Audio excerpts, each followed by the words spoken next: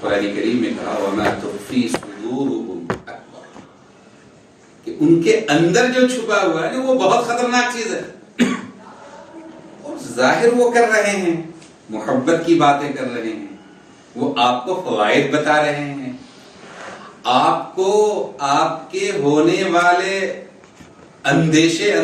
اندیشہائے فردہ سے ڈرا رہے ہیں، لیکن اصل میں اس کے پیچھے کچھ اور بات ہوتی ہے۔ ایک ایمان رکھنے والی قوم، صاحب ایمان، تو اس کا ایمان اس بات پر ہے کہ ہم خود نہیں آئے، ہمیں بھیجا گیا ہے۔ انسان دنیا میں از خود نہیں آیا، بلکہ اللہ رب العالمین کی عظیم حکمت کے تحت اسے دنیا میں بھیجا گیا ہے۔ وہ خود پیدا نہیں ہوا، بلکہ اسے ایک عظیم مقصد کے تحت پیدا کیا گیا ہے۔ وہ مقصد کیا ہے؟ اللہ رب العالمین نے ارشاد فرمایا انی جاعلک للناس اماما، اللہ تعالیٰ نے فرمایا انی جاعل فی الارض خلیفہ، میں روئے زمین میں خلیفہ بنانے والا ہوں۔ خلیفہ کا کیا کام ہوتا ہے؟ ایک تو خلیفہ وہ جو ہوتا ہے، حضرات بزرگان دین خلافت عطا فرماتے ہیں، وہ خلیفہ ہوتا ہے۔ ایک اکھاڑے کا بھی خلیفہ ہوتا ہے۔ اس خلیفہ کو آپ سمجھیے، ایک زمانے میں انڈیا میں وائسرائے ہوا کرتا تھا، اس کا کام یہ تھا کہ تاج برطانیہ کی طرف سے جو حکم ملے اس کو ہو بہو نافذ کر دینا، تو اللہ رب العالمین کی طرف سے جو حکم ملے اسے نافذ کرنا، یہ خلیفہ کا کام۔ تو اللہ تعالی نے بھیجا، خود نہیں ہم آئے، اللہ نے پیدا کیا، خود نہیں پیدا ہوئے۔ گویا انسان کو روئے زمین پر آباد کرنا خالق کائنات کی عظیم منصوبہ بندی کا حصہ ہے۔ حضرت آدم علیہ السلام اور حضرت حوا کی تخلیق کے بعد ان دونوں کی نسلوں کو پوری دنیا میں پھیلانا، یہ بھی خدا رب العالمین کی عظیم منصوبہ بندی۔ بعض جگہوں پہ آپ دیکھیں گے کہ پرنٹنگ مسٹیک ہے، مطلب یہ ہے کہ کمپیوزنگ میں کہیں پہ اسپیس وغیرہ چھوٹ گیا، اس کو ٹھیک کر لیجیے گا۔ تو پوری دنیا میں انسان پھیل گئے اور پھیل رہے ہیں۔ روئے زمین کے استعمالی خطے ہر آنے والے دن کے ساتھ بڑھتے چلے جا رہے ہیں۔ بہت سارے جزائر جو غیر آباد تھے وہ اب آباد ہو رہے ہیں، اور کئی آباد جزائر ختم ہو رہے ہیں۔ تو وَبَثَّ مِنْهُمَا رِجَالًا كَثِيرًا وَنِسَاءً، پوری دنیا میں ان دونوں سے، حضرت آدم اور حوا سے مرد اور عورتوں کو پھیلا دینا، ہر خطۂ ارض پہ بسا دینا، یہ کسی انسان کا کیا ہوا ہے یا اللہ رب العالمین کی پلانی؟ تو جب یہ بات ثابت ہو گئی کہ بھیجا اللہ نے، پیدا اللہ نے کیا اور پھیلایا پورے کائنات میں اللہ نے، اگلا مرحلہ ہے کہ ہمارا ایمان و عقیدہ ہے کہ اللہ تعالیٰ جس طرح خالق و باری ہے، اسی طرح وہ رازق و وہاب بھی ہے۔ جس ذی روح کو بھی اللہ نے وجود بخشا، اس کے لیے یقینی طور پہ رزق اور غذا کا بھی انتظام کیا۔ نہ انسان کو تخلیق کا اختیار دیا گیا، نہ اس کے بس میں رزق دینا ہے، نہ تخلیق کا اختیار ہے اور نہ رزق دینے کا۔ تو جو چیز ہمارے پاور ہی میں نہیں ہے اس پہ دماغ پچی کرنا، یہ کیا ہے؟ تحصیل حاصل۔ اور دوسری خرابی بھی ہے اس میں، اللہ تعالیٰ نے فرمایا اَأَنْتُمْ تَخْلُقُونَهُ أَمْ نَحْنُ الْخَالِقُونَ، کیا تم پیدا کرتے ہو یا ہم پیدا کرنے والے ہیں؟ أَفَرَأَيْتُمْ مَا تُمْنُونَ، ذرا بتاؤ کہ تم جو جمع کرتے ہو، صحبت کرتے ہو، اس کے ذریعے سے مادہ منویہ کا اخراج ہوتا ہے، اس کے اندر انسانی وجود پیدا کرنا اس کے ذریعے سے، یہ کس کا کام ہے؟ تمہارا کام ہے تم تو اپنی لذت حاصل کر کے سو گئے، اب تخلیق کے مراحل سے اللہ رب العالمین گزارتا ہے اس کو۔ گزشتہ 2 صدیوں سے فیملی پلاننگ کی جو کوششیں اس خوف سے کی جا رہی ہیں کہ انسان کی آبادی میں اضافے کا سلسلہ بدستور جاری رہا تو انسان بھوکمری کا شکار ہو جائے گا، وہ فاقہ کشی کا شکار ہو جائے گا، لہذا آبادی کم کرنے کے لیے ہر ممکن کوشش کرنی چاہیے، ورنہ وسائل کم پڑ گئے تو پھر انسان کھائے گا کہاں سے۔ اس طرح کی کوششیں بلا شبہ اللہ رب العالمین کی پلاننگ میں دخل اندازی اور نظام قدرت سے چھیڑخانی۔ نظام قدرت میں دخل اندازی ہمیشہ فساد کا سبب ہوتا ہے، اس سے کسی خیر کی امید نہیں کی جا سکتی۔ اللہ تعالیٰ نے فرمایا لا تفسدوا فی الارض بعد اصلاحها، اللہ تعالیٰ نے اپنے عادلانہ قوانین کے ذریعے روئے زمین میں جو اصلاح کی ہے، جو عدل قائم کیا ہے، اس میں فساد برپا مت کرو، بگاڑ برپا مت کرو۔ لہذا ہمیں جائزہ لینا پڑے گا کہ فیملی پلاننگ اپنے اندر کیا مفہوم رکھتا ہے، شرعی نقطہ نظر سے فیملی پلاننگ کی کیا حیثیت ہے، اور فیملی پلاننگ کی تحریک کے پیچھے کون سے مضمون مقاصد بنا ہے۔ اگلے چیپٹر میں فیملی پلاننگ کے مفہوم کو واضح کیا گیا ہے۔ دیکھیے، اصل بات یہ ہے کہ کبھی کبھی کسی اچھے لفظ کو غلط جگہ چسپاں کر دیا جاتا ہے، ایسے ہی کچھ اس لفظ کے ساتھ بھی ہوا۔ پلاننگ کمیشن ایک انڈیا میں کمیشن ہے جس کو منصوبہ بندی کمیشن کہا جاتا ہے، اس کا بڑا اونچا کام ہے۔ آپ افکار اور نظریات کو جمع کر کے مستقبل کے لیے جو پیش بندی کرتے ہیں اس کو پلاننگ کہا جاتا ہے۔ لیکن بدقسمتی کہیے یا کچھ اور کہ یہ فیملی پلاننگ اصل میں اس لفظ کا استعمال اس مفہوم کے لیے ہونا چاہیے تھا کہ بچوں کی تربیت کیسے ہو، بچوں کو فعال کیسے بنایا جائے، بے عملی سے کیسے روکا جائے، خاندان کے اندر بے عملی کو کیسے روکا جائے، اللہ کے احکامات پہ کاربند کیسے کیا جائے، اللہ کی نافرمانیوں سے بچایا کیسے جائے، یہ پلاننگ ہونی چاہیے۔ کیا کام کیا جائے کہ جہالت ختم ہو جائے، وہ امت جو نبی کریم صلی اللہ علیہ وسلم کی امت ہے، وہ نبی جو معلم کائنات ہے، اس کی امت جاہل کیوں رہ گئی؟ انسان ملائکہ کے لیے مسجود بنا اپنے صفت علم کی وجہ سے، آخر کیا ہوا کہ علم کی صفت سلب ہو گئی، تو اس کے لیے پلاننگ ہونی چاہیے، لیکن یہ پلاننگ کسی اور چیز کے لیے ہونے لگی۔ خوبصورت نام دیا گیا فیملی پلاننگ۔ پلاننگ تو انسان کی شعور کا حصہ ہے۔ آپ سفر کریں گے تو سفر سے پہلے آپ پلاننگ کرتے ہیں، بیگ لیا، کیا کیا لے جانا ہے، ٹکٹ لینا ہے، لمبا سفر ہے تو سردی ہے گرمی ہے اس کے حساب سے انتظام، یہ ساری پلاننگ۔ بہرحال تو اس کو فیملی کے ساتھ جوڑا گیا، اس کے مفہوم میں تحدید خاندان کو شامل کیا گیا، یا اور آگے بڑھیے ضبط ولادت، یعنی اولاد کی پیدائش کو کنٹرول کرنا۔ یہیں سے بات سمجھ میں آ رہی ہے کہ اللہ کی تخلیق میں مداخلت کرنا، اسی کو انضباط ولادت بھی کہتے ہیں۔ یہ تو اس کا لفظی مفہوم ہے۔ عرف میں اس کو کنبہ کی پرورش کا وہ طریقہ جس میں بچوں کی تعداد پہ نظر رکھی جائے تاکہ ملکی آبادی بے تکان نہ بڑھے۔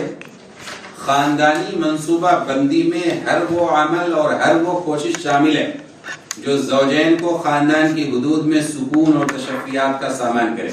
اس میں یہ مفہوم بھی شامل ہے کہ ماں کی صحت اور خاندان میں توازن برقرار رکھنے کے لیے بچوں کی پیدائش میں وقفے کا انتظام کیا جائے، یا مانع حمل تدابیر کے ذریعے بچوں کی پیدائش کو روکا جائے، یا ادویات اور میکانیکی طریقے سے رضاکارانہ طور پر افزائش نسل کو روکا جائے۔ یہ سارا مفہوم ہے جو اس کے اندر سمونے کی کوشش کی جاتی ہے۔ انگریزی کے لیے کئی الفاظ استعمال ہوتے ہیں، برتھ کنٹرول، اسی طریقے سے فیملی پلاننگ، اسی طرح سے پلانٹیڈ پیرنٹ ہولڈ، خواتین جو حاملہ ہوتی ہیں اس کو روکنے کی کوشش، یہ انگریزی الفاظ بھی بتائے گئے۔ اب یہ دیکھنا ہے کہ ایک بات تو واضح ہو گئی کہ خالق تعالی کی پلاننگ میں، منصوبہ بندی میں دخل اندازی فی الحال اس پہ رکیے اور یہ دیکھیے کہ جو ابھی مقاصد ہیں ہوتے کیوں ہیں اور کیسے کیسے ہوتے ہیں۔ فیملی پلاننگ کی تحریک کا بغور مطالعہ کیا جائے تو اس سے معلوم ہوتا ہے کہ خاندانی منصوبہ بندی کی دو قسمیں، ناگزیر ضرورت کے تحت فیملی پلاننگ، یہ پہلی قسم ہوتی ہے کہ انسان کو کوئی واقعی کوئی واجبی ضرورت ہے، مثلا خواتین کی صحت ٹھیک نہیں ہے، یا چھوٹا بچہ ہے، اب دوسرا بچہ آئے گا تو پھر اس کو اٹھائے گا کون، اس کو گود کون لے گا، ابھی تو گود کے مرحلے سے اسے گزرنا ہے، اور گھر میں افراد زیادہ نہیں، تو یہ واقعی ضرورت ہے۔ اور دوسرا ہے تلذذ، یعنی وقتی لذتوں کے حصول یا عیاشی کے لیے برتن ہو، ناگزیر ضرورت۔ اس سے مراد یہ ہے کہ خاندانی منصوبہ بندی کسی خاص ضرورت کے تحت ہو۔ ماضی میں اس سلسلے میں بہت سی کوششیں ہوئی ہیں، یہ موضوع آج کا نہیں ہے، تقریباً 200 سال ماضی میں ہمارے علماء کے سامنے یہ سوالات آئے اور اکثر حضرات نے، خاص طور پہ جو بڑے بڑے مفتیان کرام ہیں، انہوں نے اس موضوع پہ لکھا ہے۔ بعض حضرات نے مختصر تحریریں لکھی ہیں، بعض حضرات نے مفصل تحریریں لکھی ہیں۔ حضرت مفتی شفیع صاحب رحمۃ اللہ علیہ، ان کی تحریر اس معاملے میں خاصی جامع تحریر ہے۔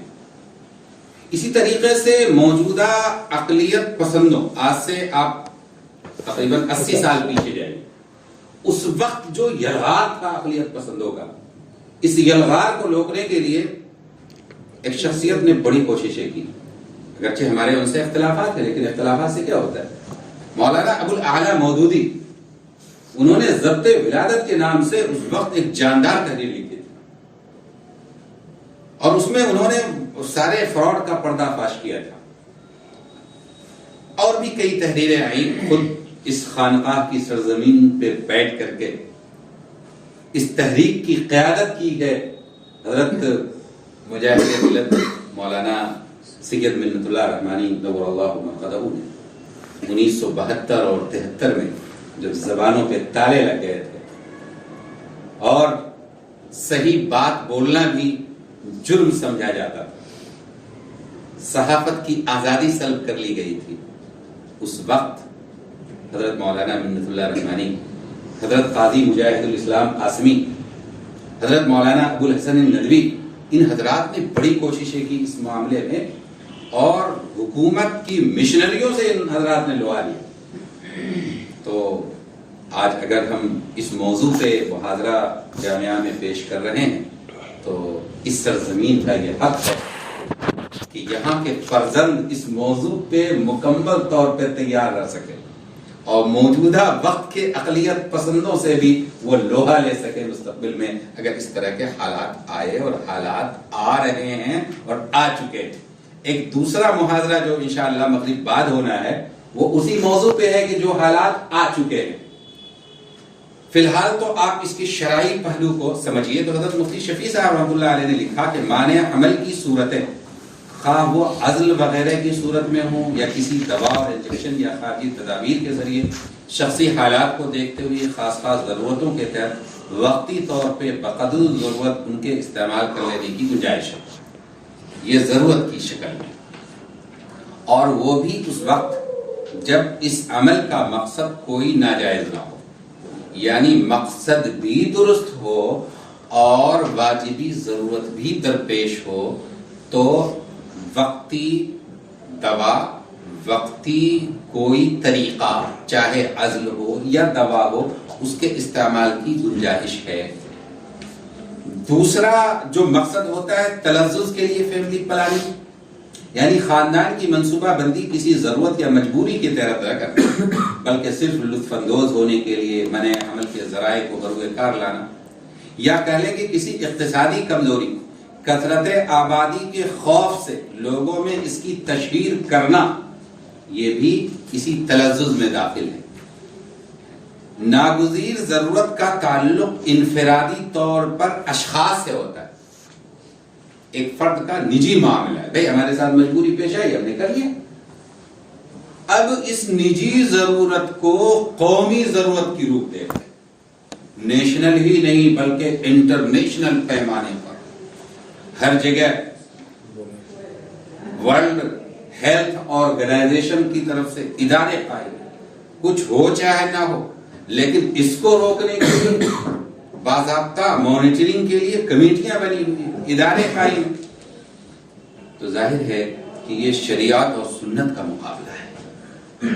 اس کو قوم و ملت کے لیے نہ صرف جائز بلکہ فلاح و ترقی قرار دینا، یہ در حقیقت اللہ کے نظام سے ٹکرانے کے مترادف ہے، خاص طور پہ جب اس کی بنیاد فخر و افلاس کے خوف یا اقتصادی بدحالی پر رکھی جائے کہ اگر ایسا ہو گیا تو بھوکے مر جائیں گے، معاشی بدحالی آ جائے گی۔ یہ ساری چیزیں ہیں۔ معاشی بدحالی عجیب و غریب چیز ہے۔ حضرت امیر شریعت مولانا سید نظام الدین صاحب نور اللہ مرقدہ نے ایک مجلس میں اس حقیر کے سامنے کہا، مولوی صاحب اللہ تعالی نے اتنے ورائٹیز پیدا کر دیے ہیں کہ آج سے 50 سال پہلے انسان نہیں سوچ سکتا۔ کہا کہ پہلے ہم لوگ گاؤں میں ان کی بستی تھی گوری گھاٹ، شیر گھاٹی کے قریب گیا ضلع میں۔ کہا کہ گاؤں میں انڈا نہیں ملتا تھا، مرغی نے اگر انڈا دیا تو ٹھیک، نہیں تو انڈا نہیں ملتا تھا۔ اور آج جو ہے درجن چھوڑیے، 100-200 چھوڑیے، کئی ہزار اور کئی لاکھ انڈا جس وقت آپ چاہیے گا آپ کے دستے رس میں ہے، اور آپ اس کو حاصل کر سکتے ہیں اور مہمانوں کی ضیافت کر سکتے ہیں۔ کہا کہ مرغیاں پہلے معاملہ تھا کہ گاؤں میں صاحب صرف داماد کی آمد پہ مرغیاں رکھی جاتی تھی کہ بھائی داماد صاحب تشریف لائے تو ان کو مرغا کھلایا جائے۔ اور اب دیکھیے، اب تو داماد ہی کی تخصیص نہیں رہی، کوئی بھی آیا تو مرغے سے ضیافت کی جا رہی ہے۔ یہ اتنے مرغے اور اتنی مرغیاں کہاں سے آئیں؟ یہ اللہ کا نظام ہے، جس چیز کی جتنی طلب ہوگی اتنی اس کی فراہمی ہوگی۔ بہت ساری چیزوں کی نسلیں ختم ہو رہی ہیں۔ ایک اور میں مثال لیتا ہوں کہ ہمارے ہاں قربانی کے جانوروں میں سے ایک حلال جانور ہے جس پہ گورنمنٹ کی طرف سے پابندی ہے۔ تو نظام قدرت کی طرف سے تو یہ ہونا چاہیے کہ وہ جانور ہر جگہ نظر آتا، ہر گلی چوک چوراہے پر صرف وہی ماتا جی نظر آتی اور کوئی نہیں۔ لیکن کیا ایسا ہے؟ کیا ایسا کچھ بھی نہیں، بلکہ اس سے زیادہ تو دوسرے جانور نظر آتے۔ تو معلوم یہ ہوا کہ اللہ کا نظام ہے کہ جتنی انسان کی ضرورت ہوگی اللہ تعالیٰ عطا کرے گا، جتنی کھپت اتنی حصولیابی۔ یہ اللہ کا نظام ہے۔ آپ دیکھیے بورنگ کو دیکھیے نا، آپ کو چاپا کل کو دیکھیے، آپ کنویں کو دیکھیے، کنویں کا پانی نکالنے کی وجہ سے کبھی پانی ختم ہوتے دیکھا ہے؟ اور زیادہ پانی نکلتا، اور اچھا پانی نکلتا، اور صاف ستھرا پانی نکلتا۔ تو علمی طور پہ، عقلی طور پہ اس کو سمجھ لینے کی ضرورت ہے۔ اب یہ ہے کہ میں نے عرض کیا تھا ہیں کواکب کچھ نظر آتے ہیں کچھ، اور وہ بھی ہے کہ اللہ والوں کی شان نرالی ہوتی ہے، اور اسی طریقے سے یہ عاشقوں کی چال بھی الٹا ہی چال چلتے ہیں دیوان گانے عشق۔ اگلا مصرع مکمل کیجئے۔ آنکھوں کو بند کرتے ہیں دیدار کے لیے، یہی آنکھوں کو بند کیا گیا ہے۔ یہاں پہ کیا معاملہ ہے؟ دیکھیے، خاندانی منصوبہ بندی کا اصل مقصد نسل کی افزائش روکنا ہے۔ قدیم زمانے میں بھی اس کا وجود تھا، لیکن قرون ماضیہ میں یہ معاملہ انفرادی طور پہ انجام پاتا تھا۔ اس کے لیے کوئی سرکاری آرڈر جاری نہیں ہوتا تھا، اس کے لیے کوئی تحریک نہیں چلتی تھی، قدیم دور میں افزائش نسل کو روکنے کے لیے عزل، اسقاط حمل، قتل اولاد اور ضبط نفس کے طریقے بعض افراد کے ذریعے اختیار کیے جاتے تھے، یہ سب انفرادی طور پہ ہوتا تھا، یہاں تک کہ ایک زمانہ آیا کہ آبادی کنٹرول کے معاملے کو ایک بین الاقوامی مسئلے کے طور پہ پیش کیا گیا۔ اس تحریک کی ابتدا کیسے ہوئی؟ یورپ میں اس تحریک کی ابتدا 18ویں صدی عیسوی کے اواخر میں ہوئی۔ اس کا پہلا محرک غالباً انگلستان کا مشہور ماہر معاشیات میلتھس تھا۔ اس کے عہد میں انگریزی قوم کی روز افزوں خوشحالی کے سبب انگلستان کی آبادی تیزی کے ساتھ بڑھنی شروع ہوئی۔ اس نے حساب لگایا کہ اگر نسل اپنی فطری رفتار کے ساتھ بڑھتی رہی تو زمین اس کے لیے تنگ ہو جائے گی، وسائل معاش کفایت نہ کر سکیں گے، لہذا نسل انسانی کی خوشحالی کے لیے ضروری ہے کہ اس کی افزائش موجودہ شرح سے آگے نہ بڑھنے پائے۔ اس غرض کے لیے اس نے برہم چرچ کے قدیم طریقے رائج کرنے کا مشورہ دیا۔ برہم چرچ یعنی بڑی عمر میں شادی کی جائے اور ازدواجی زندگی میں ضبط سے کام لیا جائے۔ یہ پرانی سوچ تھی، آج بھی آپ دیکھیں گے تو ایک بڑے طبقے میں شادی بڑی عمر میں ہوتی ہے، یعنی آخری کام اب شادی کو سمجھا جاتا ہے۔ دنیا کی ساری رنگ رلیاں منا لی گئی، سارے کوک کرم کر لیے گئے اور تب شادی کی طرف لوگ متوجہ ہوتے ہیں۔ یہ خیال اس نے پہلی مرتبہ اپنے ایک رسالہ آبادی اور معاشرے کی آئندہ ترقی پر اس کے اثرات میں پیش کیے تھے۔ اس کے بعد فرانس پلاس نے اخلاقی ذرائع چھوڑ کر دواؤں اور آلات کے ذریعے منع حمل کی تجویز پیش کی۔ اس رائے کی تائید میں 1833 میں ایک مشہور ڈاکٹر چارلس نولٹن نے آواز بلند کی۔ اس کی کتاب ثمرات فلسفہ غالباً پہلی کتاب ہے جس میں منع حمل کے طبی طریقوں کی تشریح کی گئی اور ان کے فوائد پہ زور دیا گیا۔ کوئی بھی تحریک جو اللہ کے نظام سے بغاوت پر مبنی ہو، طبعی تقاضوں کے خلاف ہو، وہ دم توڑ جاتی ہے، وہ تحریک کبھی کامیاب نہیں ہوتی، البتہ وقتی طور پہ اس کے اثرات پڑتے ہیں۔ شروعاتی دور میں اہل مغرب نے اس کی طرف کوئی خاص توجہ نہ دی، اس لیے کہ یہ نظریہ اصل غلط تھا۔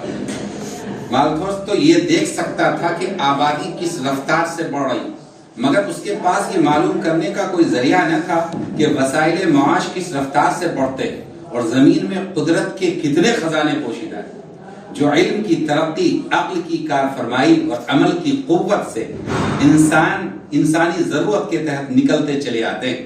1789 میں اس ملک کی آبادی 12 ملین تھی اور 1890 میں 38 ملین تک پہنچ گئی۔ نسل کی زبردست افزائش کے باوجود ان کو کبھی یہ محسوس نہ ہوا کہ زمین ان کی بڑھتی ہوئی نسلوں کے لیے تنگ ہوگی یا قدرت کے خزانے ان کی افزائش نسل کا ساتھ دینے سے انکار کر رہے ہیں۔ اب تو صورتحال یہ ہے کہ ایک چھوٹی سی جگہ میں، جتنی جگہ میں ہم لوگ بیٹھے ہوئے ہیں، اس میں پورا ایک محلہ بس سکتا ہے۔ آج جو ملٹی پرپس بلڈنگیں بنتی ہیں 18 منزلہ، 20 منزلہ اور 50 منزلہ، اور اب عمارتیں نہیں ٹاور بنتے ہیں، اور ایک ٹاور میں لگتا ہے کہ پورے ضلع، پورے شہر کی جو آبادی ہوتی ہے اتنی آبادی ایک ٹاور ہے۔ ایسے ایسے ٹاور بن چکے ہیں۔ دبئی کا ٹاور آپ دیکھ لیں، کیا ہے دبئی کے ٹاور کا نام؟ برج خلیفہ۔ یا اسی طریقے سے یہ ٹوین ٹاور جو حادثے کا شکار ہوا، ورلڈ ٹریڈ سینٹر، وہ بھی ٹاور تھا۔ اور ملیشیا میں کون سا ٹاور ہے؟ ادھر ہے نا، بہت بڑا، عالمی پیمانے پہ شہرت رکھتا ہے۔ بہرحال تو یہ کم جگہوں پر ایک پوری آبادی بس رہی ہے۔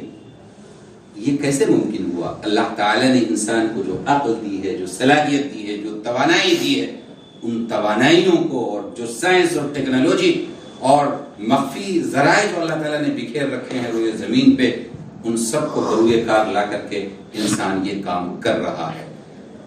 آج تک تو یہ بات محسوس نہیں ہوئی، کوئی چیز کم نہیں ہوئی، کسی چیز کی کمی نہیں محسوس ہوئی۔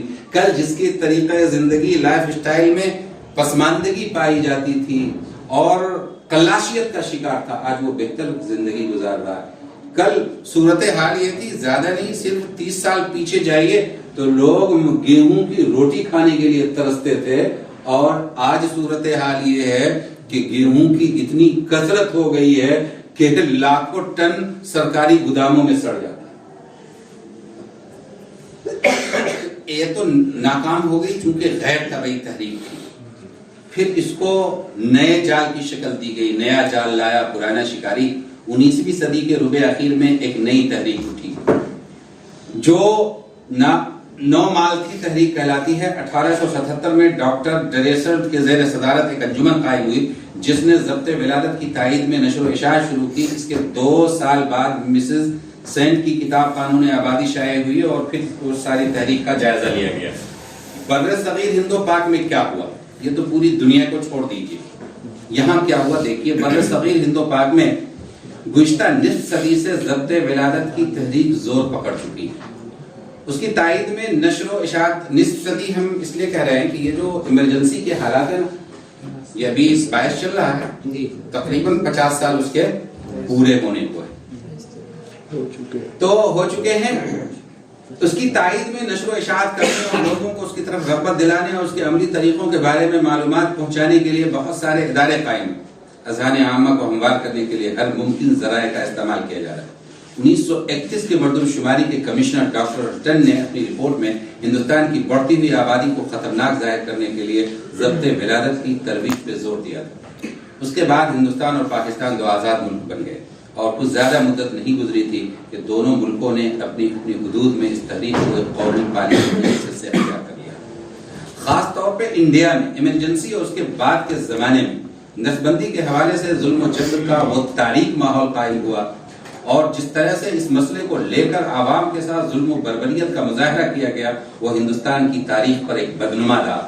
خاص طور پہ 1972 اور 1973 میں فکری اور نظریاتی طور پہ مختلف ذرائع ابلاغ کے ذریعے مشتہر کرنے اور رائے عامہ ہموار کرنے کی کوششیں کی گئی۔ بعض سرکار نواز علماء سے بھی فیملی پلاننگ کی حمایت میں مضامین لکھوائے گئے۔ یہ ایک چیز ہے جس کی طرف میں آپ کو توجہ دلاتا ہوں۔ فقہ معرفت النفس ما لہا وما علیہا، انسان کی اپنی حفاظت کے لیے، سماج کی حفاظت کے لیے، لیکن کبھی کبھی ایسا ہوتا ہے کہ اللہ تعالیٰ کی دی ہوئی صلاحیت کا استعمال انسان غلط مقاصد کے لیے بھی کیا جاتا ہے۔ ایسی کئی کتابیں میری نظر سے گزری جس میں اس تحریک کی حمایت کی گئی اور اصحاب جبہ و دستار نے حمایت کی، اور آج بھی کئی لوگ ہیں جو اس تحریک کی حمایت میں اپنی تمام تر قلمی جولانیوں کو بروئے کار لا رہے ہیں۔ ایک نام میں آپ کو بتاؤں، جانا پہچانا نام ہے، غامدی صاحب خوب لکھ رہے ہیں، اس کی حمایت میں لکھ رہے ہیں، کئی کتابیں ہیں ان کی، تو پہلے بھی رہے ہیں اور آج بھی ہیں اور آئندہ بھی رہیں گے۔ شر اور خیر دونوں کے داعی آپ کو مل جائیں گے۔ بہرحال اس زمانے میں علماء کے اوپر دباؤ ڈال کر کے بھی بعض چیزیں لی گئی۔ میں آپ کو چونکہ معاملے کا تعلق اس سرزمین سے بھی ہے وہ واقعہ بتا دینا مناسب خیال کرتا ہوں۔ ایمرجنسی کے زمانے میں جو پالیسی اپنائی گئی ظلم کی اور جبر کی اور نسبندی کے سلسلے میں، تو علماء کی ایک میٹنگ ہوئی دہلی میں اسی فیملی پلاننگ اور نسبندی کے مسئلے سے متعلق۔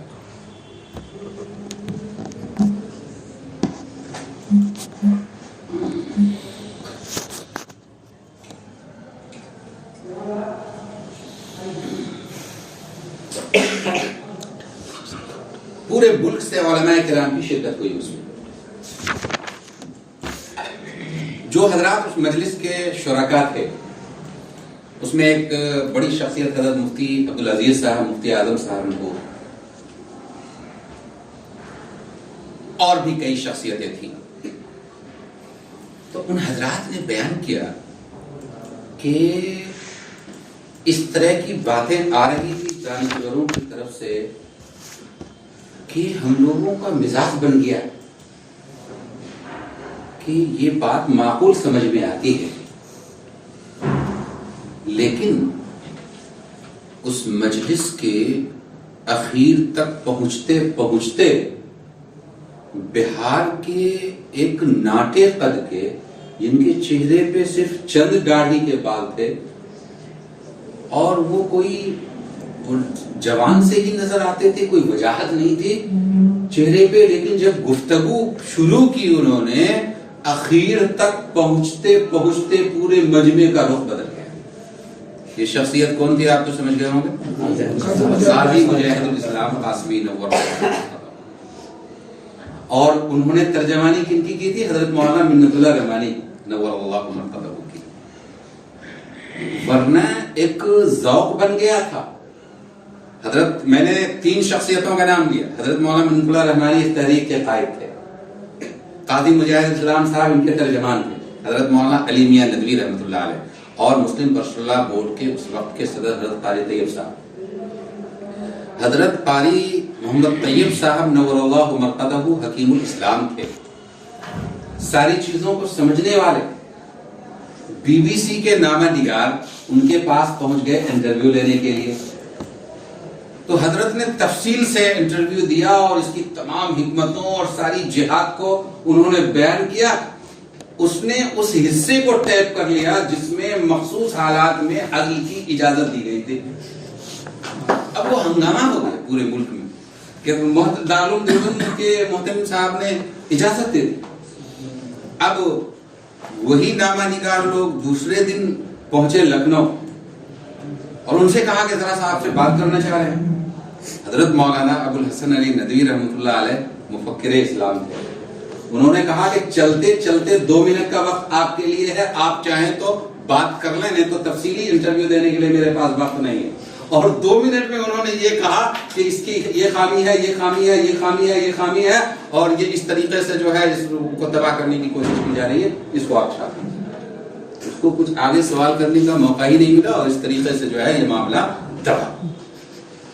تو میرے بھائی ایسا بھی ہوتا ہے کبھی کبھی کہ کبھی وہی بات ہے کہ ہیں کواکب کچھ نظر آتے ہیں کچھ، کہ بات تو کچھ اور ہے۔ آپ کی جب لمبی گفتگو ہوگی اور اس لیے، اور اگر ایسا ہو تو ایسا، ایسا ہو تو ایسا، تو اگر ایسا ہو اس کو چھوڑ دے گا اور تو ایسا کو چھاپ دے گا اور آپ پھنس جائیے گا۔ یہ بات آپ سے خاص طور پہ اس لیے کہنی ہے کہ مفتیان کرام کو بات بہت واضح انداز میں کہنی چاہیے، اور یہ ہم نے سیکھا ہے حضرت مفکر اسلام مولانا سید ولی رحمانی صاحب سے۔ 2 4 کی طرح واضح بات کرتے تھے، کوئی لپی چپی نہیں، کوئی اس میں بین السطور اور حاشیہ تلاش کرنے کی کوئی گنجائش نہیں، بالکل سیدھی بات کرتے تھے اور واضح ہے اور 2 ڈنڈے کے ٹوک پہ کہا کرتے تھے۔ تو یہ چیز ہونی چاہیے، یہ جرأت رندانہ اس سرزمین کی صفت ہے، اور انشاءاللہ آپ کی طرف یہ چیزیں منتقل ہونی چاہیے۔ لیکن اس ظلم و جبر کے ماحول میں بھی علماء حق نے حق و صداقت کی آواز پوری قوت کے ساتھ بلند کی، جس میں امیر شریعت رابع حضرت مولانا منت اللہ رحمانی، حضرت مولانا ابو الحسن ندوی، حضرت قاضی مجاہد الاسلام قاسمی رحمہ اللہ کی شخصیت خاص طور پہ قابل ذکر ہے۔ حضرت امیر شریعت رابع نے اس زمانے میں 32 صفحات پر مشتمل ایک رسالہ فیملی پلاننگ عقلی اور شرعی نقطہ نظر سے، معاشی، شرعی اور معاشی نقطہ نظر سے، یہ نام سے فرمایا تھا، جو آج بھی اہل علم کے لیے مشعل راہ ہے، چونکہ آئے دن اس حوالے سے اذہان عامہ کو متعفن کرنے کی کوششیں ہوتی رہتی ہیں، اس لیے اس معاملے میں بھی ہمارا موقف مضبوط اور کنسپٹ بالکل واضح ہونا چاہیے۔ فیملی پلاننگ ایک ایسا نظریہ ہے جس کو تجربات اور واقعات نے رد کر دیا ہے۔ جو لوگ اس نظریے کے بانی اور مؤسس تھے، ان کے قیاس کے روح سے اس وقت دنیا کو دانا دانا کا محتاج ہو جانا چاہیے تھا اور انسانیت کے بہت بڑے حصے کو فاقوں پر گزر کرنی چاہیے تھی، لیکن ایسا کچھ بھی نہیں ہوا۔ پوری دنیا میں فی کس آمدنی میں اضافہ ہو رہا ہے، پسماندہ اور ترقی پذیر ممالک میں بھی معیار زندگی بلند ہوا ہے، رہن سہن، کھانے پینے، لباس، پوشاک، سواری اور زندگی کے ہر شعبے میں راحت بخش وسائل کا استعمال بڑھا ہے، مختصر جگہوں پہ بڑی بڑی عالیشان بلڈنگیں تعمیر ہو رہی ہیں، زمینوں کی پیداوار میں بھی غیر معمولی اضافہ ہوا ہے، اور اگر مغربی ممالک اپنی زراعتی ٹیکنالوجی ترقی پذیر ممالک کو فراہم کریں تو زرعی وسائل میں بھی ناقابل تصور اضافہ ہو سکتا ہے۔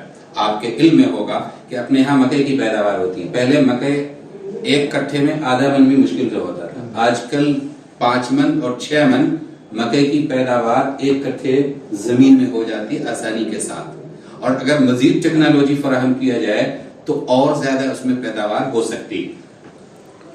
تو اضافہ ہو رہا ہے جو انسان کی سب سے بنیادی ضرورت ہے، اور اگر ایسا ہو جاتا ہے تو سبز انقلاب رونما ہو سکتا ہے جو کسی شخص کو بھوکے پیٹ نہ سلائے. گزشتہ 100-150 سال میں بعض ایسے قدرتی وسائل بھی انسانوں کی گرفت میں آئے جنہوں نے صحراؤں اور ریگستانوں کو باعث رشک بنا دیا. کیا قدرت کی اس فیاضی کے باوجود فیملی پلاننگ کا نظریہ کوئی معنویت رکھتا ہے اور اسے قانون فطرت سے ہم آہنگ قرار دیا جا سکتا ہے؟ سوالیہ نشان. اب ایک اور بات ہے، اس صفحے میں سرمایہ دارانہ نظام کا مکروہ کھیل یہ عنوان ہے، اور اس میں تمام چیزوں کو نمایاں کیا گیا ہے. اس میں خاص بات یہ ہے کہ 23 جون کو امریکہ نے اس کی فروخت کو منظوری دی اور 1961 میں برطانیہ اور کینیڈا میں اس کی فروخت کی اجازت دی گئی. یہ میڈیکل ہسٹری کی واحد دوا تھی جس کے بے شمار مضر اثرات تھے، لیکن اسے ڈاکٹر کے نسخے کے بغیر استعمال کرنے، خریدنے اور بیچنے کی اجازت دی گئی. 1961 سے لے کے آج تک اس مانع حمل گولی جسے دے پیل کہا جاتا ہے، اس گولی نے 57 سال کے عرصے میں پوری دنیا کے خاندانی، اخلاقی، معاشرتی، مذہبی، تہذیبی نظام کے ساتھ جو کھلواڑ کیا اور جس طرح کی جنسی اخلاقیات دنیا پہ مسلط کی ہیں، اس کی کہانی تو بہت ہی خوفناک ہے. لیکن اس نے اس دنیا کی آبادی پر جو تباہ کن اثرات مرتب کیے ہیں وہ کسی ایٹم بم، جنگ عظیم یا چنگیز و سکندر کے قتل عام نے بھی نہیں کیے تھے. یہ خاص پوائنٹ ہے. پوری دنیا کی آبادی، یعنی صورتحال یہ ہے کہ ابھی افتتاحیہ تلاوت میں وَإِذَا الْمَوْءُودَةُ سُئِلَتْ بِأَيِّ ذَنبٍ قُتِلَتْ، ماں کے پیٹ میں زیر پرورش بچے کو کوئی ولادت کے قریب ہے، کوئی 7 مہینہ کا ہو چکا ہے، کوئی 6 مہینے کا، کوئی 5 مہینے کا، روح پڑ چکی ہے، جان آ چکی ہے، اور تب جو ہے اس کو اس کی اسقاط کی شکلیں نکالی گئیں. یہ اتنی بڑی تباہی تھی. میرے سامنے اس وقت چھوٹے موٹے ممالک ملا کر 232 ممالک کی فہرست ہے، جس میں سب سے اوپر جنوبی سوڈان ہے جس کی آبادی بڑھنے کی شرح 832.3 ہے. اس فہرست میں سب سے نیچے آئی لینڈ ہے جس کی آبادی گھٹنے کی شرح -790.2% ہے. ان 232 ممالک میں صرف 46 ممالک ایسے رہ گئے جن کی آبادی 2% کے حساب سے بڑھ رہی ہے، جو کسی معاشرے کے استحکام کے لیے ضروری ہے، جبکہ باقی 180 ممالک خطرناک انسانی زوال پر گامزن ہیں. جب انسان ہی نہیں رہیں گے، مرتے چلے جائیں گے اور آبادی ہوگی نہیں، تو روئے زمین پہ کن کا بسیرا ہوگا؟ بھوت شیاطین کا بسیرا ہوگا نا. آہستہ آہستہ روئے زمین اللہ کی مخلوق سے خالی ہوتی چلی جائے گی، اشرف المخلوقات سے. اب یہ ہے جیسا تمہید میں ذکر کیا گیا کہ اسلامی نقطہ نظر اس سلسلے میں 2 اور 4 کی طرح واضح. وہ یہ ہے کہ اللہ تعالیٰ اس کائنات کا صرف خالق ہی نہیں بلکہ اس کا پالنہار بھی ہے. کائنات کے ایک ایک ذرے پہ اس کی نظر ہے. وہ ایک منصوبے کے تحت آبادی کو بڑھاتا اور گھٹاتا ہے. اسی لیے اللہ تعالیٰ فرماتے ہیں کہ رزق کے خزانے ہمارے پاس ہیں اور ہم اس کو ایک متعین مقدار میں عطا کرتے ہیں.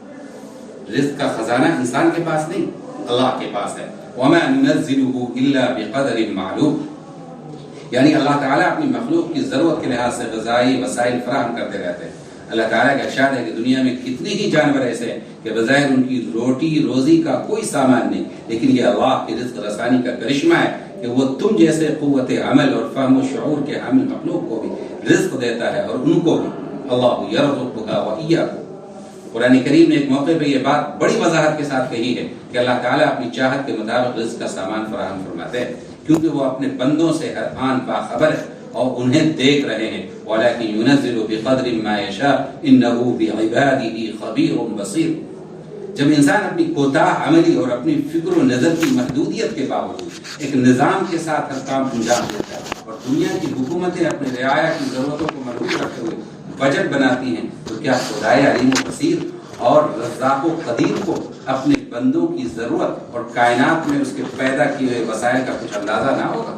سوالیہ نشان بالکل اندازہ ہوگا۔ ابتدائی دور سے لے کر آج تک تمام مفسرین، محدثین، فقہاء، دانشور اور علماء اس بات پر متفق ہیں کہ حضور اکرم صلی اللہ علیہ وسلم کے فرمان کے مطابق اولاد کی کثرت مطلوب ہے۔ نیز نبی کریم صلی اللہ علیہ وسلم سے کسی ایک موقع پر بھی بچوں کو کم پیدا کرنے کی کوئی ترغیب دور دور تک نہیں ملتی، حالانکہ نبی اکرم صلی اللہ علیہ وسلم اپنی امت کے لیے بہت زیادہ شفیق اور رحم کرنے والے تھے۔ یہ صفت اللہ تعالیٰ نے قرآن کریم میں بیان کی، رؤوف رحیم، یہ دونوں صفت اللہ تعالیٰ نے نبی کریم صلی اللہ علیہ وسلم۔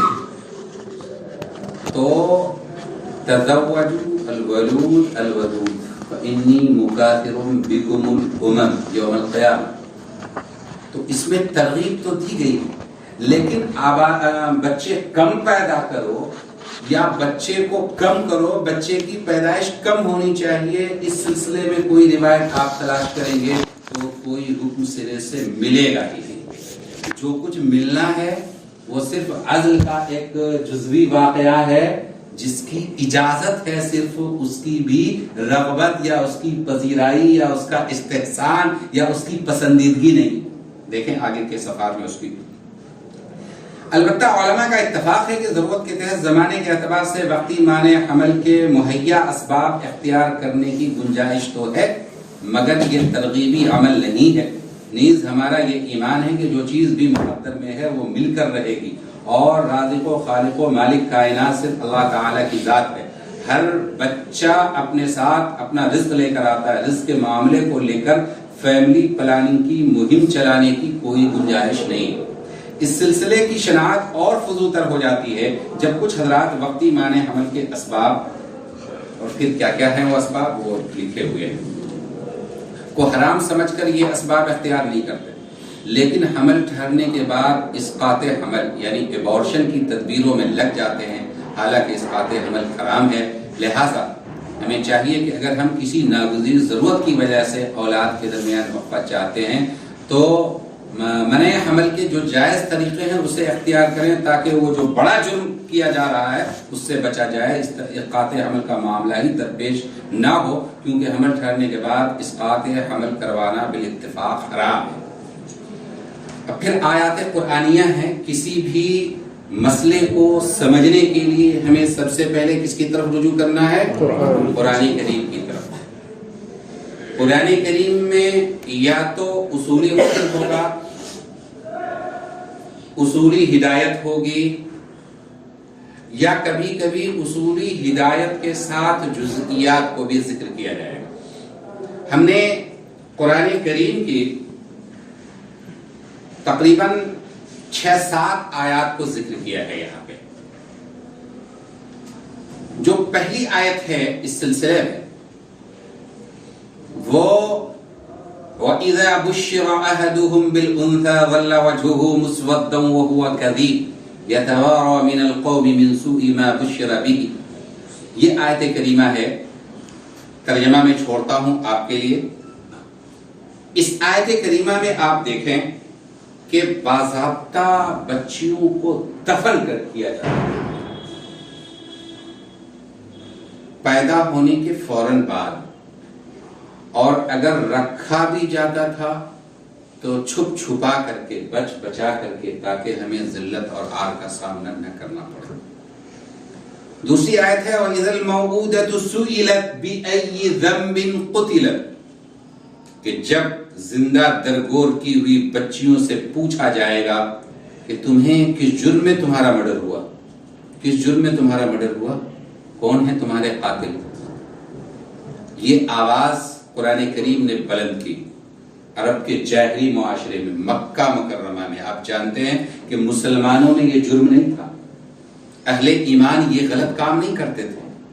معلوم یہ ہوا کہ اگر کوئی معاشرتی اور سماجی جرم ہو رہا ہو، چاہے کسی مذہب کا، کسی دھرم کا ماننے والا کرے، اہل ایمان کو اس کے خلاف آواز بلند کرنی چاہیے۔ تو وعد بنات کے خلاف رسول اللہ صلی اللہ علیہ وسلم نے مکہ میں آواز بلند، بالکل شروع میں نازل ہونے والی سورتوں میں سے ایک سورہ ہے۔ اسی طریقے سے سورہ انعام میں اللہ تعالیٰ نے فرمایا وَكَذَلِكَ زُيِّنَ لِكَثِيرٍ مِّنَ الْمُشْرِكِينَ قتل اولادہم. یہ اس آیت کریمہ میں یہ ہے کہ شیطان نے اس عمل کو مزین بنا کر کے پیش کیا.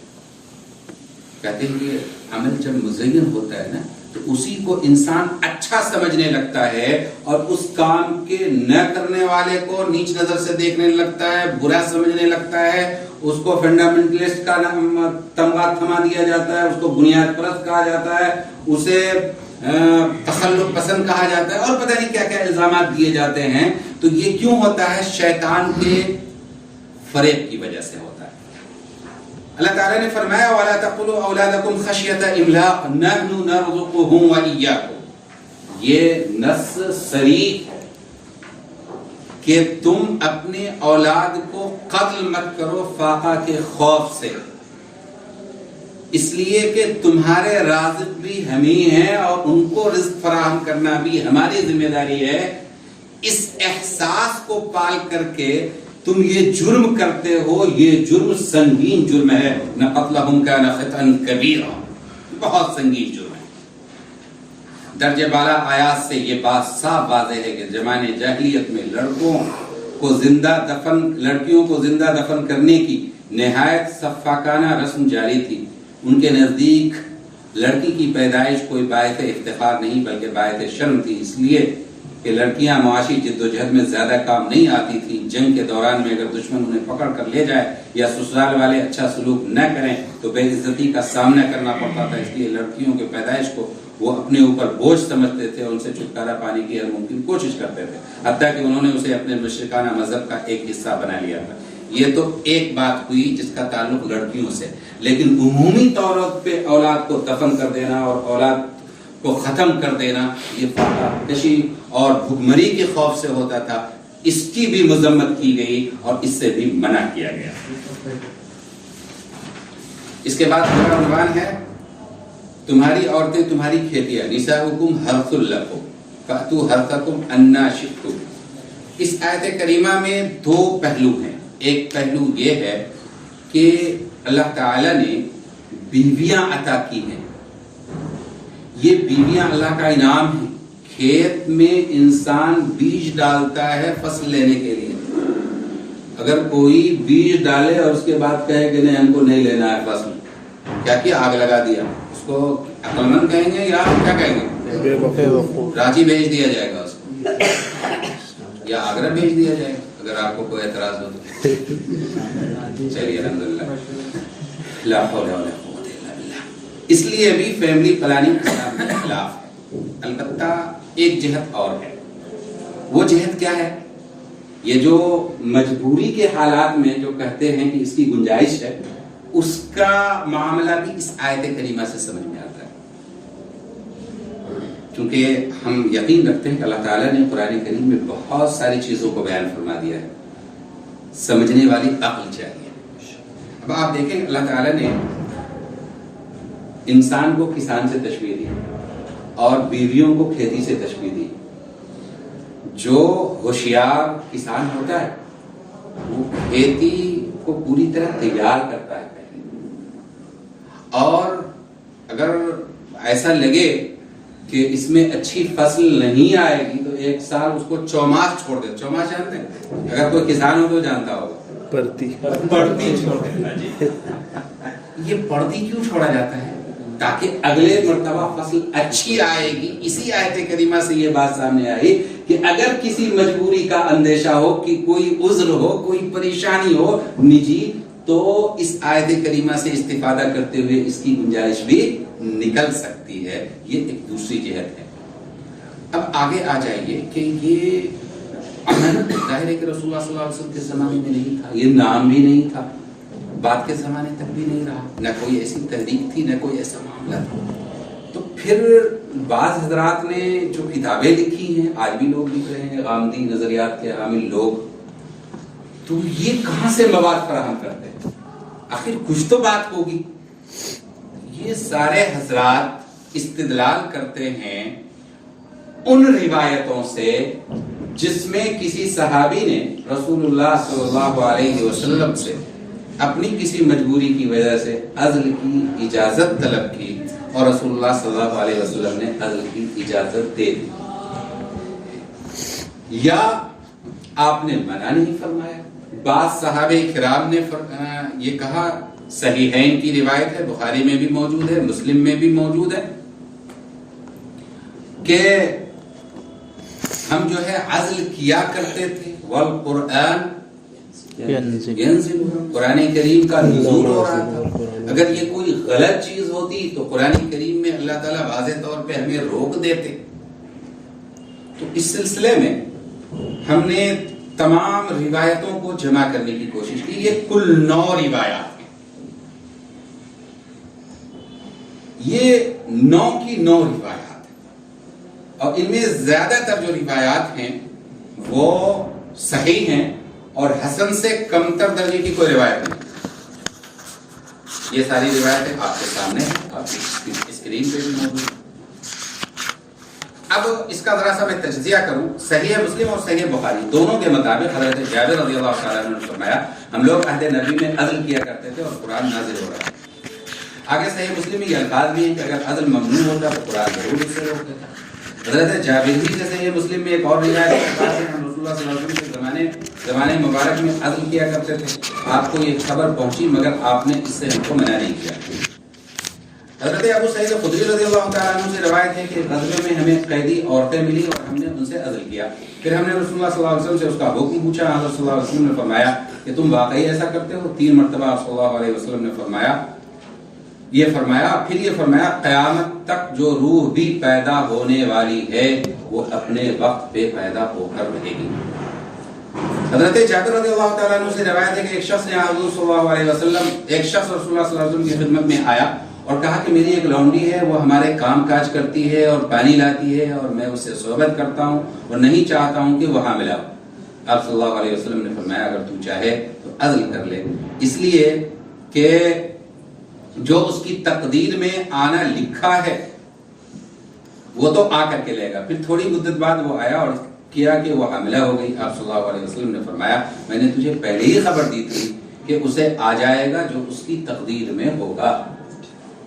حضرت جزامہ ابن وہب رضی اللہ عنہ سے مروی ہے کہ میں چند لوگوں میں رسول اللہ صلی اللہ علیہ وسلم کی خدمت میں حاضر ہوئی اور آپ صلی اللہ علیہ وسلم فرماتے تھے کہ میں ارادہ کرتا ہوں کہ میں غیلہ سے منع کر دوں. پھر میں نے روم و فارس کو دیکھا کہ وہ اپنی اولاد میں غیلہ کرتے ہیں، ان کو غیلہ ضرر نہیں دیتا. پھر لوگوں نے حضرت صلی اللہ علیہ وسلم سے عزل کا حکم دریافت کیا تو آپ نے فرمایا یہ پوشیدہ طریقے سے زندہ گاڑنا ہے اور یہ خصلت اس آیت میں داخل ہے اذ الموءودۃ سئلت بأی ذنب قتلت. حضرت جابر رضی اللہ تعالیٰ عنہ سے روایت ہے کہ ہم نے عرض کیا یا رسول اللہ ہم عزل کرتے ہیں اور یہود کہتے ہیں کہ عزل کرنا چھوٹا موعودہ ہے، الوعد الاصغر یا الوعد الصغیر. تو آپ صلی اللہ علیہ وسلم نے فرمایا غلط کہا یہود نے، بے شک اللہ تعالیٰ کسی کو پیدا کرنا چاہتا ہے تو کوئی اس کو روک نہیں سکتا. حقیقت میں مذکورہ احادیث کے درمیان کوئی تعارض نہیں ہے، اس لیے کہ یہود نے اس عمل کو زندہ درگور کرنے ہی کی ایک قسم قرار دیا تھا اور رسول اللہ صلی اللہ علیہ وسلم نے اس کو حقیقتاً زندہ درگور کرنا قرار نہیں دیا بلکہ وعد خفی فرمایا، وعد جلی نہیں. وعد خفی اور وعد جلی سمجھ رہے ہیں؟ بولیے ترجمہ بولیے. تو زندہ درگور کرنے والی جو روایت ہے اس میں کھلے مطلب بچہ حمل میں آ گیا ہو پورے طور پر، اب اس کو ضائع کرنا وعد جلی ہوگا. ٹھیک. اور مادہ منویہ سے خفی آپ بتا دیں، ادھر سے کوئی صاحب بتا دیں، پیچھے سب سے خفی کو بتا دیں. جیسے شرک کی 2 قسمیں ہیں، ایک شرک جلی ہے اور شرک خفی ہے. شرک خفی سے اسلام سے انسان دائرہ اسلام سے نہیں نکلتا بلکہ من جملہ گناہوں کے ایک گناہ ہے. رسول اللہ صلی اللہ علیہ وسلم نے ریاکاری کو شرک خفی قرار دیا. کوئی شخص دکھانے کے لیے نماز پڑھتا ہے اس کو شرک خفی قرار دیا. اخلاص نیت کے بغیر کوئی کام کرتا ہے اس کو شرک خفی قرار دیا. تو دونوں کا حکم یکساں نہیں ہے. تو اس طرف اشارہ کر دیا کہ اگرچہ ظاہراً اور حقیقتاً موعودہ نہیں مگر اس کا مقصد ایک پوشیدہ راستہ ہے جس کے لیے لڑکیوں کو زندہ درگور کرتے تھے. حضرت جزامہ کی روایت میں صراحتاً عزل سے منع فرمایا گیا اور سابقہ روایات میں صاف طور پہ منع نہیں فرمایا. مذکورہ احادیث کا حاصل یہ ہے کہ آپ صلی اللہ علیہ وسلم نے اس عمل کو پسند نہیں فرمایا، مگر صاف ممانعات بھی نہیں فرمائی۔ ایک حدیث میں صراحتاً اس عمل کی ممانعت اور حرمت بھی بیان کی گئی، لیکن یہ الگ الگ مواقع پہ ہوا، الگ الگ افراد کے لحاظ سے ہوا۔ کوئی باندی کے بارے میں سوال کر رہا ہے، کوئی اپنی بیوی کے بارے میں سوال کر رہا ہے۔ کل ملا کر کے جب ہم فیملی پلاننگ سے تعلق رکھنے والی تمام روایات کا دقت نظر سے مطالعہ کرتے ہیں تو اس میں ہمیں 3 طرح کی روایت نظر آتی۔ ایک وہ روایت ہے جس میں حضور صلی اللہ علیہ وسلم نے عزل کی اجازت دی، دوسری وہ روایت جس میں حضور صلی اللہ علیہ وسلم نے اس کی اجازت تو دی مگر اس کے ساتھ کچھ مزید باتیں بھی ارشاد فرمائی، اور تیسرے گروپ میں وہ روایات شامل ہیں جن سے عزل کی اجازت کی نفی ہوتی۔ یہ پھر ان کا تجزیہ کیا گیا ہے۔ خلاصہ یہ ہے کہ کچھ روایتوں سے عزل کا جواز سمجھ میں آتا ہے، کچھ سے ممانعت اور کچھ سے کراہت، لیکن مجموعی طور پہ یہ کہا جا سکتا ہے کہ کچھ احوال میں اس کی اجازت تو ہے لیکن یہ عمل پسندیدہ نہیں ہے۔ اب پھر عزل کی تحقیق کی گئی کہ عزل کرنا کہتے کسے ہیں۔ علماء نے ان دونوں قسموں کی روایات کو دیکھنے کے بعد جو نتیجہ نکالا ہے وہ یہی ہے کہ حضرت جذامہ کی روایت کراہت پہ معمول ہے، یعنی جس میں باضابطہ ممانعت ہے وہ منع للتحریم نہیں ہے، ٹھیک ہے، منع للارشاد ہے، جس کو کیا کہتے ہیں، کراہت کہتے ہیں۔ تو ایک بات تو یہ ہوئی، اور باقی روایات جواز پر محمول ہیں، اور ان تمام روایات کا حاصل یہ ہوگا کہ یہ عمل کسی وجہ سے جائز تو ہے مگر مکروہ اور ناپسندیدہ ہے، بشرطے کہ اس عمل کا کوئی ناجائز مقصد نہ ہو۔ یہ بات پہلے بھی آئی تھی کہ ناجائز مقصد سے کیا جائے گا تو پھر یہ بھی غلط ہو جائے گا۔ آگے دیکھتے ہیں، البتہ مجبوری اور عذر کی حالت میں یہ عمل بلا کراہت جائز ہوگا۔ مثلا عورت اتنی کمزور ہے کہ بار حمل کا تحمل نہیں کر سکتی، یا بچے پیدا کرنے سے عورت کی صحت خراب ہو جانے کا قوی اندیشہ ہے، یا عورت اتنی کمزور ہے کہ درد ذہ کی تکلیف برداشت نہیں کر سکتی، تو ایسی صورت میں عذر اور مجبوری کی وجہ سے عارضی طور پہ ضبط ولادت کی یہ شکل، یعنی مستقل ضبط ولادت نہیں بلکہ عارضی، بشرطے کہ کسی مسلمان دیندار تجربہ کار ڈاکٹر یا حکیم کا مشورہ شامل ہو۔ خلاصہ یہ ہے کہ ضبط ولادت کا کوئی ایسا طریقہ اختیار کرنا جس سے اولاد پیدا کرنے کی صلاحیت ہی ختم ہو جائے، خواہ مرد کی طرف سے ہو یا عورت کی طرف سے، کسی دوا یا انجیکشن کے ذریعے یا آپریشن اور خارجی تدابیر سے کوئی ایسا طریقہ اختیار کرنا رسول اللہ صلی اللہ علیہ وسلم کے مذکورہ ارشادات کے تحت ناجائز اور حرام ہے۔ قرآن کریم کی آیت بھی آ چکی۔ ہاں، منع عمل کی وہ صورتیں جو وقتی ہیں، خواہ کسی دوا یا انجیکشن یا خارجی تدابیر کے ذریعے شخصی اور انفرادی حالات کو دیکھ کر خاص ضرورتوں کے تحت وقتی اور عارضی طور پہ بقدر ضرورت ان کے استعمال کرنے کی گنجائش ہے، اور عذر رفع ہونے کے بعد اس کے لیے بھی درست نہیں۔ اس کی کیا وجہ ہے کہ عذر ختم ہونے کے بعد درست نہیں ہے؟ اس کی وجہ یہ ہے کہ آپ نے مشہور قاعدہ پڑھ رکھا ہے، الضرورات تقدر بقدر الضرورت۔ بقدر الضرورہ کا لفظ ہے یا بقدرها ہے؟ دونوں ہے، جزاک اللہ خیر۔ اس کا مطلب یہی ہے کہ ضرورت کے تحت جن چیزوں کی اجازت ملی، ایسا نہیں ہے کہ پوری زندگی کے لیے جائز ہو یا اس میں عموم ہو جائے، ضرورت کے تحت جس نے استعمال کیا اس کی ضرورت پوری ہو گئی، معاملہ ختم ہے، ہمیشہ کے لیے اسے اجازت نہیں ملے گی۔ اور عدل کے بارے میں جو کچھ حضرت صلی اللہ علیہ وسلم سے پوچھا گیا، اس کے جواب میں جو کچھ حضور صلی اللہ علیہ وسلم نے فرمایا، اس کا تعلق صرف انفرادی ضروریات اور استثنائی حالات سے تھا۔ ضبط ولادت کی کوئی عام دعوت و تحریک ہرگز پیش نظر نہ تھی، ایسی کسی تحریک کا مخصوص فلسفہ نہیں تھا جس کی ترویج عوام میں کرنا مقصود ہو۔ اس کے بعد مختلف کتب حدیث سے اور شروح حدیث کی کتابوں سے، مثلا اس سلسلے میں خاص طور پہ میں نے استفادہ کیا ہے زاد المعاد فی ہدی خیر العباد۔ یہ کس فن کی کتاب ہے بتانا پسند کریں گے؟ زاد المعاد فی ہدی خیر العباد، سیرت کی بہترین کتاب، ایک الگ انداز کی اچھوتی کتاب ہے۔ حضرت مفکر اسلام مولانا سید علی میاں ندوی رحمۃ اللہ علیہ اور اپنے حضرت مولانا سید محمود ولی رحمانی صاحب بڑی تعریف کیا کرتے تھے، تو یہ کتاب ہر طالب علم کے پاس ہونی چاہیے۔ بہت الگ انداز میں انہوں نے جائزہ لیا ہے عام کتب سیرت سے ہٹ کر کے. اسی طریقے سے فتح الباری اور نیل الاوطار اور دیگر کتابوں کے پورے حوالہ جات ہیں جو آپ کے سامنے اسکرین پہ موجود ہیں. اب ایک چیز ہے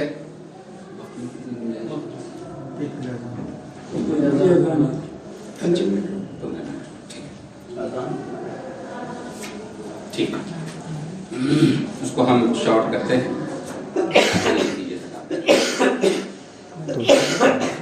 حجت الاسلام امام غزالی رحمۃ اللہ علیہ نے اس سلسلے میں احیاء العلوم میں بڑی شاندار بحث کی ہے اور اس میں انہوں نے واضح کرنے کی کوشش کی ہے کہ کتنے مراحل ہیں. امام غزالی فرماتے ہیں کہ عزل کی بات اور کراہت کے سلسلے میں علماء کا اختلاف ہے. ان کے 4 اقوال ہیں. نمبر 1 بعض علماء نے ہر حال میں عزل کو حرام کہا. نمبر 2 بعض نے بیوی کی رضامندی پہ جائز اور ناراضی پہ ناجائز. گویا ان لوگوں نے تکلیف دینے کو حرام کہا ہے نہ کہ عزل کو. نمبر 3 اور بعض نے لونڈی کے ساتھ عزل کو جائز کہا ہے. نمبر 4 آزاد عورت کے ساتھ ناجائز. والصحیح عندنا ان ذلک مباح اور ہمارے نزدیک یہ صحیح ہے کہ عزل مباح. پھر اس پہ کئی اعتراضات انہوں نے کیے ہیں پھر ہر ایک کا جواب دیا. پھر آخری اس سلسلے میں یہ ہے کہ کن اسباب کی بنیاد پہ یہ کام کیا جاتا تھا پہلے یعنی امام غزالی کے زمانے میں. تو لکھتے ہیں کہ 5 اسباب ہیں اس کے. پہلا سبب ہے ایک سبب کا تعلق خوارج کی عورتوں سے تھا کہ وہ پاکی میں غلو کی وجہ سے عزل کراتی تھی. اس کو شاید آپ نہیں سمجھو میں اس کو تھوڑا سا سمجھاتا ہوں. ایک فرقہ ہمارے ہاں بالکل ابتدائی اسلام میں پیدا ہوا جس کو خارجی فرقہ کہا جاتا ہے. یہ غلو پسند فرقہ تھا اور شدت پسند. تو ان کی عورتیں یہ سمجھتی تھیں کہ یہ جو ناپاکی کی حالتیں عورتوں کے ساتھ پیش آتی ہیں اس میں بہت تکلیف دہ معاملہ ہوتا ہے اور اس صورتحال سے پاک ہونے کے لیے جو طریقے ہیں اس پہ انہیں اطمینان نہیں تھا. یہ غلو فی الدین کی ایک شکل تھی. اسی لیے وہ اپنے شوہروں کو مجبور کرتی تھی کہ تم عزل کرو تاکہ بچہ جب استقرار حمل نہیں ہوگا تو بچہ نہیں پیدا ہوگا. جب بچہ نہیں پیدا ہوگا تو پھر نفاس کا خون نہیں آئے گا اور پھر پاکی کے بارے میں ہمیں کسی شک و شبہ میں مبتلا نہیں ہونا پڑے گا. یہ ایک معاملہ تھا. دوسرا معاملہ یہ بتایا کہ لڑکیاں نہ ہوں. یہ وہی معاملہ تھا جو اہل عرب بچیوں کو باعث عار سمجھتے تھے. تیسرا بتایا کہ جو باندیاں ہیں تو ظاہر ہے کہ انسان یہ سمجھتا ہے کہ اگر یہ ام ولد بن گئی اس کے بچہ پیدا ہو گیا تو آزاد کرنا پڑے گا. اس کو ہم بیچ نہیں پائیں گے. اور چوتھا یہ ہے کہ عورت کے حسن جمال اور حفظان صحت حضرت نے جوڑ دیا اس میں حسن و جمال. اصل بنیادی چیز ہے حفظان صحت کی تحفظ کے لیے. اور ایک ہے کثرت اولاد اور مال کی قلت اور پریشانی. اس سلسلے میں لکھا ہے کہ عزل کرنے والے کو اندیشہ ہے کہ اولاد کی کثرت سے اس کی پریشانی میں اضافہ ہو جائے گا. تو بتایا کہ اس میں جس کا تعلق جو ہے رزق والے معاملے سے ہے اور جس کا تعلق حسن و جمال والے معاملے سے ہے تو یہ ٹھیک ٹھاک نہیں ہے. اسی طریقے سے جو پہلا معاملہ ہے اس کے بارے میں بتایا تو سنت کے خلاف ہے بلکہ دین کے خلاف ہے. لیکن سب کا خلاصہ انہوں نے بیان کیا کہ کچھ بھی ہو یہ عزل توکل کے خلاف ہے, ناپسندیدہ ہے, نہیں ہونا چاہیے. امام طحاوی رحمۃ اللہ علیہ کتاب کا نام بتائیں. امام طحاوی رحمۃ اللہ علیہ کی کتاب تھا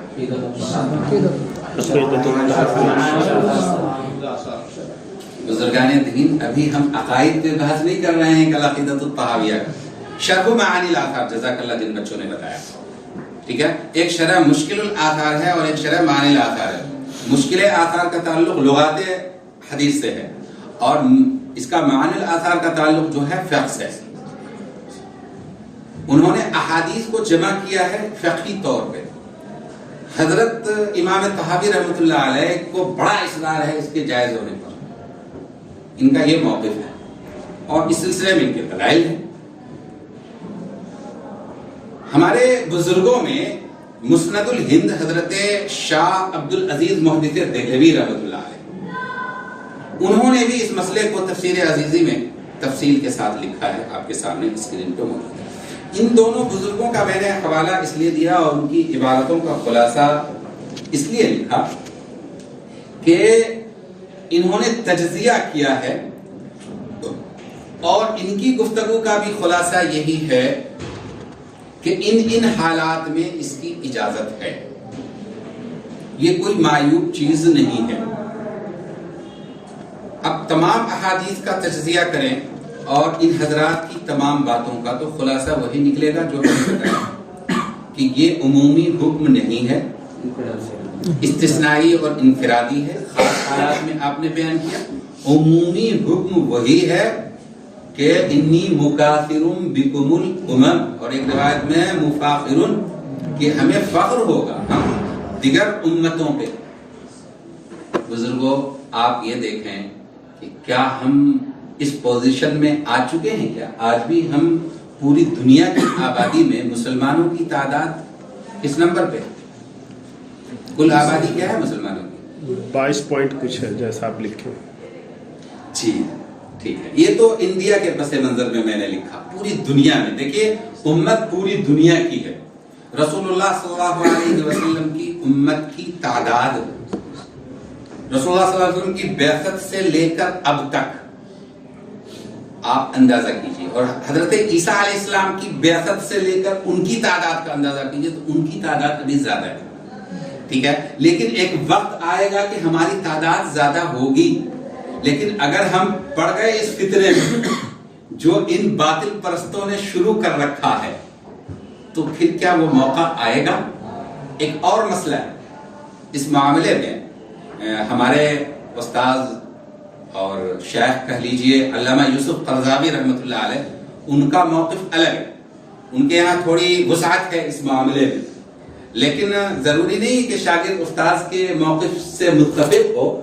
اس معاملے میں بالکل کلیئر رہیے کہ اس طرح کی کوئی بھی فیملی پلاننگ کی تحریک اسلام کے اور رب العالمین کے منشے کے مطابق نہیں ہے، خالق کی پلاننگ کے مطابق نہیں ہے۔ پلاننگ ہونی چاہیے، تعلیم کے لیے پلاننگ ہونی چاہیے، بہتری کے لیے پلاننگ ہونی چاہیے، اصلاح کے لیے پلاننگ ہونی چاہیے، عدل کے لیے پلاننگ ہونی چاہیے، صلح کے لیے۔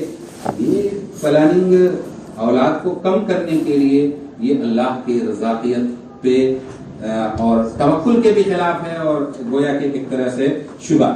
ایک اور بات ہے اس سلسلے میں،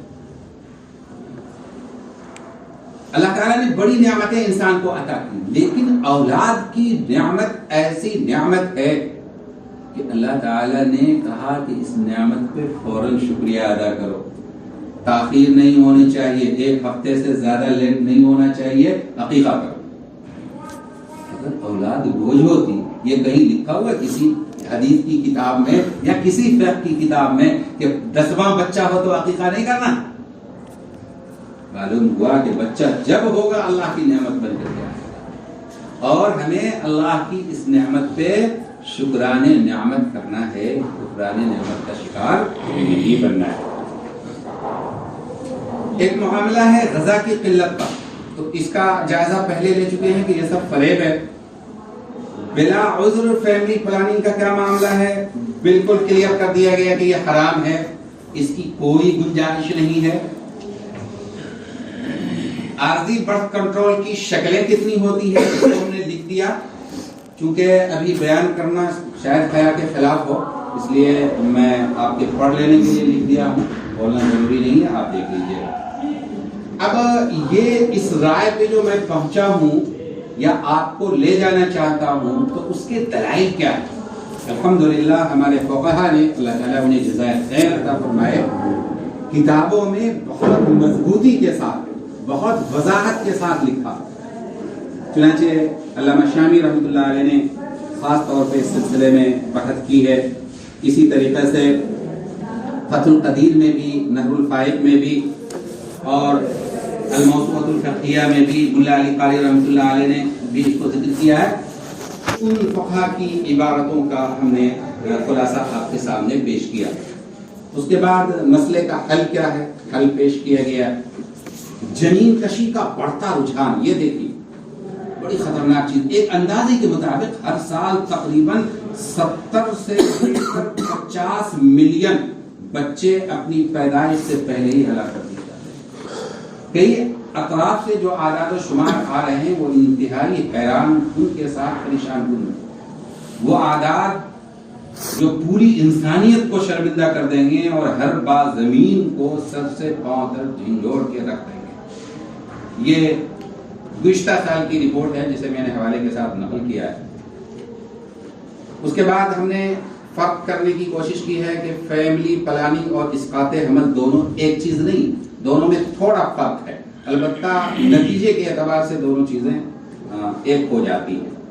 ایک اور مسئلہ ہے کہ انسان کے لائف سٹائل کو بہتر بنانے کے لیے یہ لوگ کوشش کرتے ہیں, لیکن خواتین کو زچگی کے درمیان پریشانی سے بچانے کے لیے ان کے پاس کوئی تدبیر نہیں, کوئی حکمت نہیں. میٹرنٹی ہوم کے نام سے ہر جگہ, ہر دیہات میں, ہر گاؤں میں, ہر محلے میں ہونا چاہیے تھا. ادارہ کلینک ہونی چاہیے تھی, لیکن ایسی کوئی اسکیم حکومت کی طرف سے تک لانچ نہیں ہوئی, اور اگر کہیں لانچ بھی ہوئی تو کامیابی کے ساتھ وہ نافذ نہیں ہو سکی. اس کے بعد جو ہے اس سلسلے میں فقہ اکیڈمیوں کے فیصلے ذکر کیے گئے. مکہ مکرمہ فقہ اکیڈمی نے بھی یہی فیصلہ کیا ہے. معتمر عالمی اسلامی کی فقہ اکیڈمی کا بھی یہی فیصلہ ہے, اور اسلامی فقہ اکیڈمی کا بھی یہی فیصلہ ہے.